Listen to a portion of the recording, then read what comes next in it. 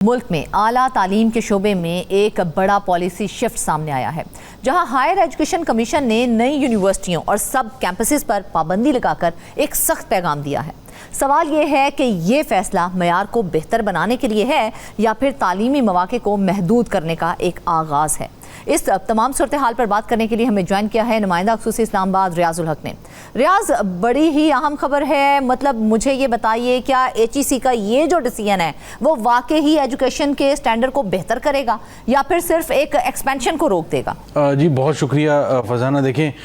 जूजू ज़ाहिर है पाकिस्तान में जब आबादी बढ़ रही है तो इसी तरीके से हमारी यूनिवर्सिटियों की, हायर एजुकेशन इंस्टीट्यूशंस की, इन सब की डिमांड बढ़ती है। और ज़ाहिर है जब डिमांड बढ़ती है तो फिर इस तरह के इदारे बनते हैं। जब वो बनते हैं तो असल चीज़ ये होती है कि वो बनने से तो कोई नहीं रोक सकता, लेकिन असल चीज़ ये होती है कि क्या जब वो बन रहे हैं तो वो जो बेसिक क्राइटेरिया होते हैं उनको पूरा कर रहे हैं या नहीं कर रहे। हायर एजुकेशन कमीशन बतौर एक क्वालिटी एंड एवेल्यूएशन मॉनिटरिंग किस्म की आप कह लें कि एजेंसी है या एक कमीशन है जो वफाक की सतह पे इन मामलात को देखता है कि पूरी दुनिया में पाकिस्तान की जो तालीमी डिग्रियां हैं वो जाती हैं, यहाँ से बच्चे जाते हैं, तो एक मयार जो है जो मिनिमम बेंचमार्क होता है, क्या कोई तालीमी इदारा, हायर एजुकेशन जो इदारा यूनिवर्सिटी और कॉलेज की हम बात कर रहे हैं या एफिलिएटेड कॉलेजेस, तो क्या और जो सब कैंपस होते हैं क्या उसको उस मयार पे पूरे उतरते हैं या नहीं उतरते? अच्छा। अब एक और चैलेंज ये हो गया कि हमने देखा कि बड़ी बड़ी यूनिवर्सिटीज़ जो बड़ी तेज़ी से मुल्क भर में बनना शुरू हो गई। अब उसके बाद क्या हुआ कि उसके सब कैंपसेस यानी एक झैली शाख जिस है वो बनना शुरू हो गई। यानी जिस तरह अगर पंजाब यूनिवर्सिटी है तो उससे एफिलिएटेड जो है वो कॉलेजेस बनना शुरू हो गए, सब कैंपसेस या जिसे कहते हैं झैली कैंपस बनना शुरू हो गए। क्योंकि लाहौर तो मैं नहीं जा सकूंगा, लेकिन मैं पंजाब यूनिवर्सिटी के झैली कैंपस में जो यहाँ पे रावलपिंडी में या कहीं पे होगा, मैं वहाँ पे पढ़ने चला जाऊँ, तो इस तरह बच्चों के तालीम का हर जो है वो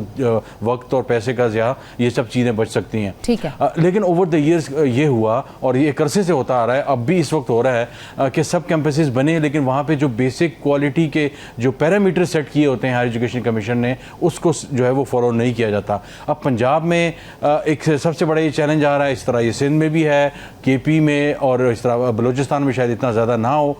लेकिन यहाँ पे इन दो बड़े सूबे पख्तूनख्वा और पंजाब और सिंध और उसके बाद पख्तूनख्वा में बेतरतीब इन तीनों में ये बहुत बड़ा चैलेंज आ रहा था कि यूनिवर्सिटी के सब कैंपसेस खोल लिए गए और तहसील की सतह तक खुल गए। अब तहसील की सतह पाकिस्तान में तो ये हुआ है कि वहाँ पे जो म्यूनसिपल एडमिनिस्ट्रेशन की जो सहूलियात हैं, जो सिविक कम्युनिटीज़ होती हैं, सफाई सुथराई और दूसरी चीज़ें, वो जो है वो तहसील की सतह का उस जो है वो 100% नहीं पहुँच सकी। तो ये अब आप वहाँ पे एक तहसील की सतह पे सब कैंपस भी बना रहे हैं, चलिए अच्छी बात है, लेकिन देखने में यह आ रहा है इस खत के मुताबिक जो तमाम वाइस चांसलर्स को और रेक्टर्स को भेजा गया है हायर एजुकेशन कमीशन की जानिब से, उसमें उन्होंने कहा है कि यहाँ पे ये देखा गया है कि जब सब कैंपस बनाया गया है तहसील की सतह पे, तो एक बेसिक जो रिक्वायरमेंट होती है, मिसाल के तौर पर वहाँ पे एक PhD जो है वो होंगे, वहाँ पे इतने MS के होंगे, असिस्टेंट प्रोफेसर कितने होंगे, बाकी क्या होगा, लैब्स की क्या सूरत हाल होगी, इन तमाम चीज़ों को बिल्कुल फॉलो नहीं किया जाता, बहुत ज़्यादा इसकी वायलेशन होती है। तो इन चीज़ों को मद्देनजर रखते हुए बहुत ज़्यादा स्टूडेंट्स ने, पेरेंट्स ने यूनिवर्सिटियों पर बैन लगाने का कहा जा रहा है, लेकिन उनको बेहतर भी तो किया जा सकता है ना, बजाय इसके कि आप उनको मुकम्मल तौर पर बैन कर दें, आप उनकी बेहतरी के लिए कोई ना कोई इकदाम कर लें, क्योंकि इस तरह से जो हमारे रूरल स्टूडेंट्स हैं, उन एरियाज के जो स्टूडेंट्स हैं, वो उनकी तो अपॉर्चुनिटीज बहुत ज्यादा इफेक्ट होंगी इससे।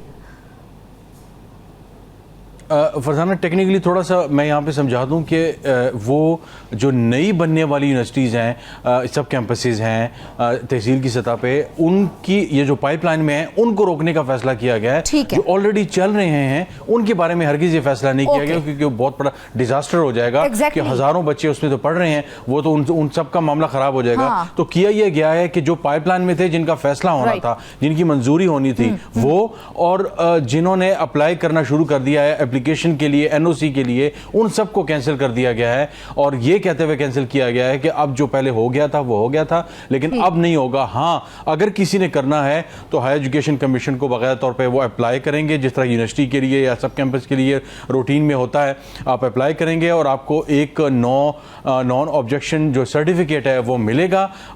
नो ऑब्जेक्शन सर्टिफिकेट आपको मिलता है, उसके बाद आप जो है वो काम कर सकते हैं। फिर एचईसी की टीम वहाँ विजिट करेगी, वो देखेगी यहाँ पे फैकल्टी कितनी है, स्टाफ कितना है, स्टूडेंट टीचर रेशो क्या है, और अगर साइंस की अगर कुछ जो है उस तरह के कैंपस में पढ़ाया जा रहा है, कुछ सब्जेक्ट्स पढ़ाए जा रहे हैं, डिपार्टमेंट्स हैं, तो क्या वहाँ पर जो रिक्वायरमेंट्स हैं यानी लैब्स वगैरह और दूसरी चीज़ें मेडिकल और मैकेनिकल या दूसरी, क्या वो मौजूद हैं या नहीं है, अगर नहीं है तो कितनी नहीं है, ये वो सारी चीज़ें हैं जिन पैरामीटर्स को देखेगा। उसके बाद जाके फाइनल गो अहेड मिलता है आपको एनओसी के लिए। उन पर बैन लगाया जा रहा है, लेकिन क्या कुछ सब कैंपसेस ऐसे भी हैं कि जिनके अंदर क्वालिफाइड पीएचडी जो फैकल्टी है वो मौजूद नहीं है, उसकी वजह से उनके ऊपर पाबंदी लगानी पड़ जाए? बिल्कुल ऐसी फरजाना, कई ऐसे कैंपस सब कैंपसेस हैं जो बड़ा शानदार काम कर रहे हैं और अच्छी प्राइवेट सेक्टर की यूनिवर्सिटीज़ इसमें शामिल हैं कि जो बहुत बेहतरीन काम, मयारी काम कर रही हैं। लेकिन बहुत सी ऐसी हैं यानी मयारी काम करने वाले कम, और बहुत सी ऐसी हैं कि जहाँ पे घर बैठे और जो है कागजी कार्रवाई करते हुए उनकी अटेंडेंस भी बच्चों की हो जाती है और टीचर्स की अटेंडेंस भी हो जाती है। कई जगहों पर टीचर्स भी नहीं है, कागजी कार्रवाई में टीचर्स रखे हुए हैं, और जो लैब्स और दूसरी चीज़ों की ज़रूरत होती है वो भी नहीं है। कितना इलाका होना चाहिए, कितना रकबा होना चाहिए, वो भी नहीं है। कईयों ने तो कोठियों में जो है वो सब कैंपस खोले में। ये वो सारी चीज़ें हैं जो है वो हायर एजुकेशन कमीशन तक पहुंची, जिसके बाद ये फैसला किया गया कि इन मामलात को बेहतर करने की ज़रूरत है। ये तो स्कूल्स की समझ आती है किसी हद तक, वो भी नहीं होना चाहिए कि अगर वो कोठियों में खुल रहे हैं, लेकिन अगर यूनिवर्सिटी का सब कैंपस अगर किसी कोठी में खुल रहा है जो कनाल और 2 कनाल की है, तो इससे अंदाजा लगाया जा सकता है कि उसमें क्या तो हमारे तालीमी मेयार का एक अलमिया ही तस्वीर होगा। फिर आप ये चीज़ें शुरू कर, बिल्कुल ऐसे ही है। और ये अलमिया है बदकिस्मती से कि यहाँ पे इस वक्त जब हम बात कर रहे हैं, ये लेटर तो अब चंद दिन पहले की बात है, तमाम यूनिवर्सिटीज़ को भेजा गया, हेड ऑफ डिपार्टमेंट्स को तमाम सूबों में भेजा गया है, लेकिन इस वक्त जब हम बात कर रहे हैं तो ये तमाम वायलेशंस इस वक्त हो रही हैं। और बहुत से ऐसे बच्चे हैं अनफॉर्चुनेटली कि जो चाहते हैं कि इस तरह के इदारों में वो जाएं, और उसका नुकसान ये होता है कि जब वो इंटरनेशनल सतह पे या इवन नेशनल सतह पे किसी अच्छे जो है वो इदारे में जाते हैं, इंटरव्यूज़ के लिए जाते हैं, अपेयर होते हैं, पाते हैं, शायद धक्का लगा के टेस्ट भी पास कर लें, लेकिन आगे जाके शर्मिंदगी का बायस बनते हैं इदारे के लिए भी और पाकिस्तान के हाई एजुकेशन कमीशन के लिए भी। अच्छा रियाज, एक बड़ा ही अहम सवाल है, मुझे ये बताइए कि अब ये जो सारे इकदाम किए जा रहे हैं, एचईसी की स्क्रूटनी और अप्रूवल प्रोसेस जो है वो पहले इतना इफेक्टिव क्यों नहीं बनाया गया था? बिल्कुल, ये बहुत ही अहम सवाल है कि एक ख़त जो है वो अब किया जो है वो भेजा जा रहा है, और इससे पहले जो है गाय बगाई खतूत जाते रहे हैं, लेकिन क्या सिर्फ खतूत से काम चलेगा? क्या आप कहेंगे कि जनाब जो है वो सड़कों पर जो है वो कचरा ना फेंका जाए या गंदगी ना की जाए, और आप खतूत जारी कर देते हैं डिप्टी कमिश्नर्स को और या दीवारों पर चस्पा कर देते हैं? उसके लिए प्रैक्टिकल मेजर्स लेने पड़ते हैं, आपको देखना पड़ता है। तो एचईसी की जो क्वालिटी एश्योरेंस है,